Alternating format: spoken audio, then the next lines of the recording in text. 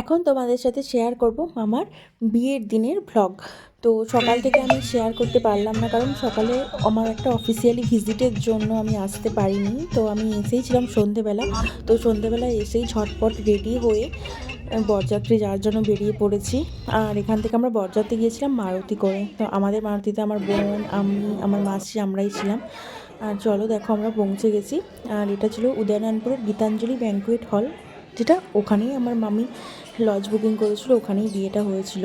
তো ওখানে গিয়ে ওদের ডেকোরেশনটার একটুখানি ভিডিও নিয়ে নিয়েছিলাম। আর এদিকে মালা বদল এইসবের জন্য মামাকে ওরা করেছিল, দাঁড় করিয়েছিল। তারপর আমি, আমার মামি, কুটুকে তো তোমরা সবাই চেনো, ভিডিওতেও দেখেছো, ওর সাথে আমরা একটু ভিডিও শ্যুট করছিলাম।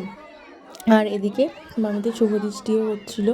যাই অল্প অল্প করে একটুখানি করে ক্লিপিংসগুলো নিয়েছি ভিডিও করার জন্য, কারণ এত ভিড় ছিল যে মানে আমি জায়গাই পাচ্ছিলাম না। যাই হোক একটু একটু করে তুলেছি। আর তুলতে তুলতে নিজের ভিডিও বানানোর জন্য নিজেও এদিক ওদিক ঘুরছিলাম।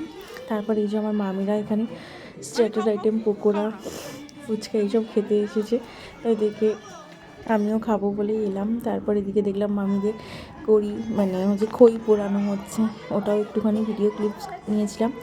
তারপর এদিকে দেখলাম যে আমার ভাই ছোটাছুটি করছে মনের আনন্দে। আর ফটোশ্যুট করে তারপরে চলে গেছিলাম খেতে।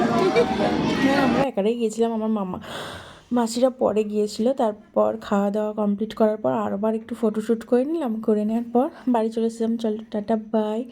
নেক্সট ব্লগটা অবশ্যই পোস্ট করব জলদি, দেখে নিও ঝটপট। আর এভাবেই সাপোর্ট করে পাশে